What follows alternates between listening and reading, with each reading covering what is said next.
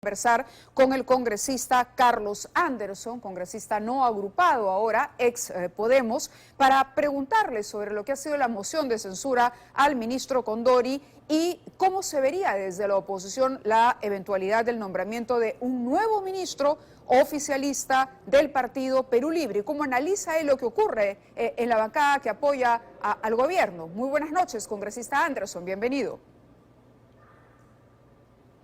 ¿Qué tal? ¿Cómo estás, Mávila? Mira, sí, lo que acabo de escuchar, por supuesto que de inmediato me preocupa, ¿no? Porque efectivamente hemos pasado por todo este trance de tener más de un mes y algo, 3 meses realmente, de una gestión de una persona que nunca debió haber sido nombrada. Perdóneme, congresista Anderson, podríamos subir... Perdóneme. Se le ha dado todos sus... se ha dado a conocer toda la letanía, digamos, de razones por las cuales el señor Condori nunca debió haber sido ministro de Salud. Lo que la ciudadanía realmente reclama, no solamente aquí en Lima, en todas partes del Perú realmente, es que haya en el Ministerio de Salud liderazgo verdadero, liderazgo creíble, alguien que conozca de gestión del sector salud, que no es un sector fácil. Si uno va a cualquier hospital en el interior del país o aquí mismo, se encuentra que los problemas de gestión son los más abundan, ¿no? Decisiones de qué hacer con los casos COVID, por ejemplo, ¿no? Hasta cómo desplegar, por ejemplo, infraestructura, que no signifique pues una pérdida de recursos, y cómo también, por ejemplo, desatar ese nudo terrible que significa tener tantas inversiones de carácter hospitalario, $1.000 millones atrapados, y que nadie haga nada por resolver esa situación y ponerlos al servicio del país. Eso no lo hace pues necesariamente un allegado del señor Cerrón, que sepamos, la verdad es que las recomendaciones que ha dado hasta ahora, aunque allí, hace unos días en un debate que yo tuve con el señor Bellido, él dejó clarísimo que en realidad todas las decisiones, y apuntemos esto porque al final hay responsabilidades aquí, todas las decisiones, me dijo el señor Bellido, ¿no?, en materia de designaciones de altos funcionarios, por supuesto incluyendo a los ministros, son única y exclusivamente del presidente Castillo. Así que, en otras palabras, lo que me dijo en ese debate fue, dejen de culpar o dejen de señalar al señor Vladimir Cerrón. Él no tiene nada que hacer, al final es el presidente que nos nombra, y creo que bueno, tiene razón. Pero esta noche, congresista Anderson, esta noche... De alguna forma va a tener que... Sí, perdón. No, quería decirle que esta noche precisamente Vladimir Cerrón ha desmentido a Guido Bellido en ese sentido.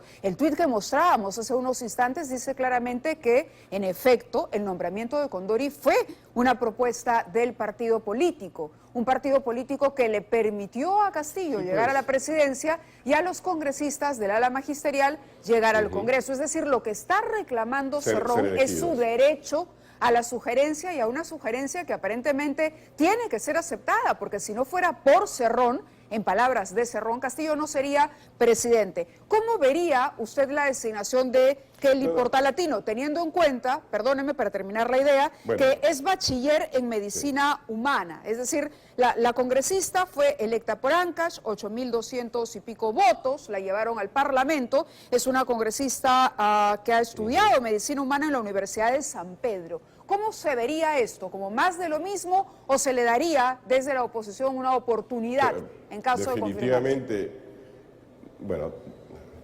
Definitivamente más de lo mismo. Bueno, siguiendo un poco, fíjate, el método que yo llamé Cerrón Bermejo, ¿no?, que es básicamente mirar cuál es el mínimo común denominador, ¿no? ¿Cuál es el mínimo que podría existir? ¿A que tiene alguna formación? Ya, perfecto. No importa si no tiene ninguna trayectoria, no importa si no tiene demostrada capacidad para haber gestionado, para gestionar. Imagínate, gestionar un hospital nada más es toda una tarea. Ahora imagínate gestionar todo un sector. Imponer autoridad requiere pues credibilidad, trayectoria. Yo no entiendo sinceramente al presidente ni tampoco al señor Cerrón. Pareciera que en el Perú pues no existiera gente de izquierda capaz, y hay muchísima gente de izquierda capaz. El propio señor Ceballos, que es un hombre de izquierda, demostró que tenía las cualidades y caramba con los hechos de que ha sido un buen ministro, ¿no? Y hay otros más en esa área, pero no, aquí se trata de tener control, y efectivamente, ¿cómo ejerces control tú un poquito a distancia? Teniendo a alguien a quien tú puedes controlar. Y la señora Kelly Portalatin es conocidísima aquí en el Congreso de la República por ser básicamente la representante del señor Cerrón en el Congreso. ¿Cómo así? ¿Cómo así? ¿Podría ser un poco más específico? ¿Cómo que la representante de Vladimir Cerrón en el Congreso? ¿A partir de qué infiere usted una cosa así? Porque es... A ver, porque simplemente siempre es la que pone los puntos de vista del señor Vladimir Cerrón, como si estuviera realmente el propio señor Cerrón diciendo las cosas. O sea, eso, hay suficiente evidencia, Mávila, ¿no? Ajá, de acuerdo. Ahora, ahí está la situación. Yo espero que no sea ella la elegida. Espero sinceramente que nos den esta vez un ministro que entienda la importancia del sector salud. Mira, yo soy economista, como tú sabes, y sí, de alguna forma trato de llevar estas cosas a ese terreno, porque el presupuesto de salud, por ahí le haría la pregunta. Pero, por ejemplo, si ha habido una recuperación económica, ha sido porque se ha controlado la pandemia, ¿no? Más o menos, ¿verdad? Gracias a un programa masivo de vacunación. Hemos visto que en los últimos meses eso no ha sucedido porque hemos tenido un mal gestor, ¿ok? Hoy día han vencido 2 millones de vacunas, o sea, es dinero que hemos echado, ¿me entiendes?, al mar, ¿ok? Volver a poner en peligro todo el tema del buen manejo de la pandemia, poniendo en manos inexpertas un sector como el de salud, la verdad es que sería sumamente lamentable e irresponsable. De acuerdo, yo le preguntaba que como economista analizáramos, me imagino que el sector salud maneja además un porcentaje importante del presupuesto de la República. Quería invitarlo a escuchar lo que ha dicho el ministro de Cultura, Alejandro Salas, a propósito de cuándo ya se estaría tomando una decisión sobre el reemplazo de Condori. Vamos a escuchar al ministro y regresamos con Carlos Anderson. Es parte de lo que vemos en el día a día y semana a semana en el país, de confrontaciones. La pregunta es, la próxima semana, ¿qué ministro va a ser? Lo que queremos es finalmente trabajar, ¿no? O sea, creo que el país necesita que todos estemos concentrados en poder trabajar por lo que necesitamos, tratar de encontrar una agenda país con el Congreso de la República. Yo estoy totalmente seguro que el presidente va a empezar a evaluar las sugerencias, como bien preguntaban tus colegas de los medios, que pueda recibir de diversos puntos o contextos que conozcan la materia profesional en temas de salud. Yo considero que este fin de semana podríamos estar conociendo la nueva ministra o el nuevo ministro de Salud, ¿no? Claro, lo interesante de este byte, de esta declaración, es que en un momento Salas dice la nueva ministra o el nuevo ministro. De alguna manera, los más suspicaces podrían decir, claro, habló el inconsciente, dijo la nueva ministra primero, por lo tanto las versiones que apuntan a Portalatino estarían en lo correcto, en la línea correcta. ¿Cuál sería entonces la reacción, insisto con la pregunta, cuando Salas se queja de constantes interpelaciones y censuras? Bueno, mire, hay que recordar al señor Salas y en general a la ciudadanía que no es por capricho, no es por oponerse, que hemos censurado al señor Condori o al señor Gallardo de Educación y ha habido interpelaciones a una serie de ministros. Hay razones objetivas. En este caso, evidentemente, bueno, no sé, todavía hay que esperar porque sea nombrada la señora Portalatino o también hay otro por ahí, otra volada de otro miembro de Perú Libre. ¿Quién? Pero ¿Quién? Yo lo que diría ¿Nos puede dar el nombre? Sinceramente, no hay un horizonte más grande, ¿no? De acuerdo, sí, es el tema del Zoom para la entrevista. Quería además aprovechar su experiencia en materia económica para analizar otro problema que corre en paralelo. El país está desbordado por una cantidad de paros que vemos en distintas regiones del país. El presidente habla de una solución, pero en la práctica lo que vemos son vehículos varados. Vamos a repasar las imágenes que hemos podido recoger el día de hoy. Es el cuarto día del paro de transportistas y vean ustedes lo que está ocurriendo. No se lanzan piedras nuevamente, la policía intenta poner orden, el bloqueo de carreteras tiene quema de llantas, se colocan piedras, se impide el libre tránsito. En el Puerto Hilo, por la suba del pasaje a 2 soles. En este momento, la gente se está quejando del alza de precios, se puede escuchar en el ambiental, el alza de precios, evidentemente por la situación, es difícil conseguir movilidad cuando hay transportistas en paro. Fíjense ustedes ahí, vehículos de carga pesada, incluso que transportan aparentemente combustible, y los ganaderos y agricultores se han sumado a este paro nacional. ¿Por qué? Porque no solamente ha subido el combustible, han subido también los fertilizantes. Y por lo tanto la situación internacional, la guerra en Ucrania y otros elementos además, han provocado inflación en varios lugares alrededor del mundo. Y nuestro país no es ajeno a ese fenómeno. De ahí la importancia de una buena gestión de gobierno para poder manejar. Pero estas son las imágenes que preocupan. Un país inconforme que empieza a sentir ya que no funciona la administración actual, ni los ministros están haciendo lo correcto. ¿Cuál es su lectura, Carlos, económicamente de esto? Bueno, creo que lo ha dicho con mucha certeza el informe de Standard & Poor's, la agencia crediticia, lo que dice que los grandes riesgos que tenemos hacia adelante justamente es el fracaso en el manejo, digamos, de la gestión del Estado, de la cosa pública. Hoy día, por ejemplo, en España, el gobierno del señor Sánchez, que es un gobierno también de izquierda, ¿verdad?, ha lanzado, por ejemplo, un súper paquete de medidas para contrarrestar la inflación también galopante, producto de la guerra Rusia-Ucrania, ¿no?, y del aumento del costo del petróleo y la inflación, etcétera, ¿no? Aquí hace rato que deberíamos empezar a movernos también en esa dirección.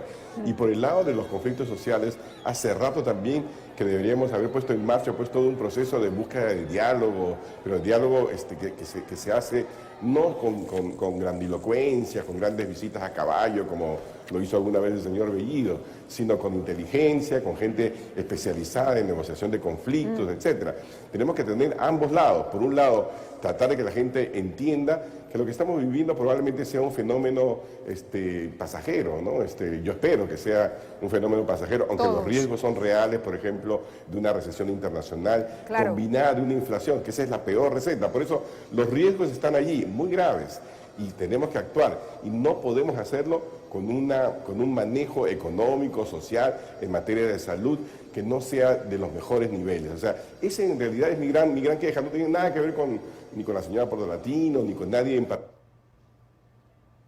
Se ha congelado la imagen de Carlos Anderson, vamos a recuperar la comunicación en cualquier momento, pero claro, preocupa. Hablaba Carlos Anderson, por ejemplo, de la cantidad de conflictos sociales. La Defensoría ha cerrado recién su reporte a marzo, más de 200 conflictos sociales, más de 200 que no se resuelven y por lo tanto con este tipo de situaciones nuevamente cobran vida, ¿no? Están latentes, pero nuevamente entran en actividad, en erupción, como los volcanes.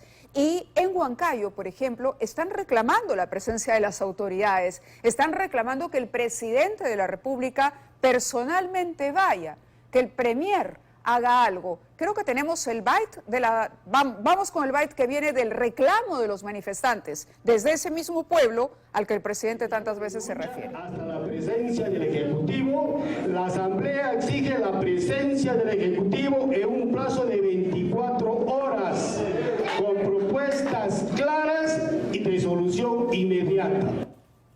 Bueno, el presidente ha respondido a este clamor, se ha dirigido a quienes protestan y ha dicho que va a poner orden. Escuchemos a Pedro Castillo. Se está anunciando algunos paros y bloqueos en las carreteras, malintencionados y pagados algunos dirigentes y algunos cabecillas, que es necesario decirles acá que pondremos orden en las próximas horas, porque primero, nosotros venimos de esa cantera de la lucha. Venimos de esos espacios que hemos tomado nosotros muchas veces, espacios para que nos escuchen las autoridades. Somos el gobierno del diálogo y del entendimiento. Y hay que hacerlo en la mesa. Y si quieren para conversar en la carretera, ahí conversaremos. Pero no podemos truncar el sueño de un gobierno y del pueblo que tenemos totalmente claro para satisfacer la necesidad del pueblo. No podemos truncar el sueño de un gobierno y hay dirigentes y cabecillas que están financiando las protestas. Señor Anderson, lo escuchamos.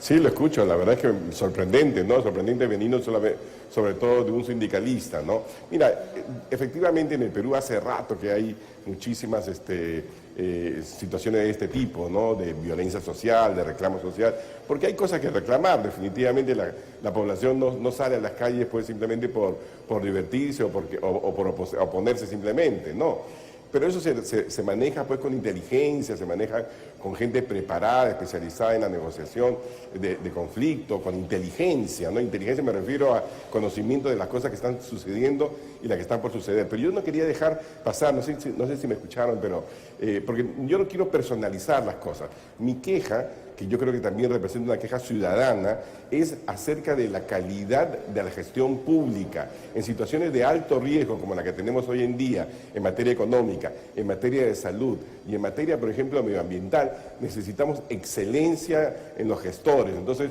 yo creo que no podemos seguir simplemente aceptando la mediocridad o simplemente los mínimos estándares, ¿no? Seamos más exigentes en ese sentido. De acuerdo, quería preguntarle también sobre las consecuencias que va a tener. Se habla de un desabastecimiento que al miércoles, por lo menos en los mercados mayoristas, llegaba al 65% de los productos que ahí se expenden. ¿Cómo puede ir escalando? ¿Qué nos espera en los próximos días? Ya apelo a su conocimiento de economista.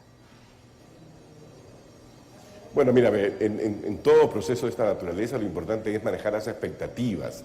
Por eso es que necesitamos también un ministro de Economía que salga a hablar, que salga a explicar, que le haga entender a la ciudadanía que estos fenómenos son de naturaleza, primero, exógena, es decir, vienen de fuera. Segundo, son probablemente de naturaleza temporal. Y tercero, pues que tenemos que no ceder a la tentación de creer que todo va para arriba, para arriba, para arriba, porque entonces empezamos ahí a alimentar expectativas de inflación que cuando se desbocan, la verdad es que es bien difícil pararlas. Claro, pero ¿ve usted un riesgo cuando el presidente habla de dirigentes y cabecillas que podrían estar hasta pagados para atentar contra el gobierno? Es decir, hay una politización de la protesta. Mira, eso es, claro, eso es un intento por aparecer como una persona muy dura, muy del orden. Evidentemente necesitamos orden. Eso no me cabe ninguna duda y el Perú vive desafortunadamente un desorden pues cada vez mayor en todo ámbito de cosas y hay que imponer la ley, tiene que haber imperio de la ley, tiene que haber respeto a la propiedad sin ninguna duda. Pero creo que se equivoca el presidente al lanzar este tipo de afirmaciones tan abiertas, ¿no? Porque la verdad que si yo fuera dirigente sindical, de inmediato creo que me sentiría pues súper ofendido, ¿no? Claro. Porque la dirigencia sindical es algo total y absolutamente válido, legítimo. Yo no sé cuál habrá sido su experiencia, pero de ahí a pensar de que simplemente porque se protesta contra un gobierno que se dice del pueblo, entonces también están pagados. Es como cuando un congresista de oposición se opone y dice, eres golpista, ¿no? Yo creo que hay que tratar las cosas con un poquito más de madurez. De acuerdo, congresista Anderson, gracias por esta entrevista y bueno, le dejamos también la tarea al Congreso de proponer de pronto una agenda para encontrar una solución a estos problemas en el país. Muy amable, buenas noches. Creo que sí, ahí también estamos en deuda, necesitamos establecer una agenda lo más pronto posible. Exacto, muy bien, muchísimas gracias. Ha sido Carlos Anderson, así está la situación.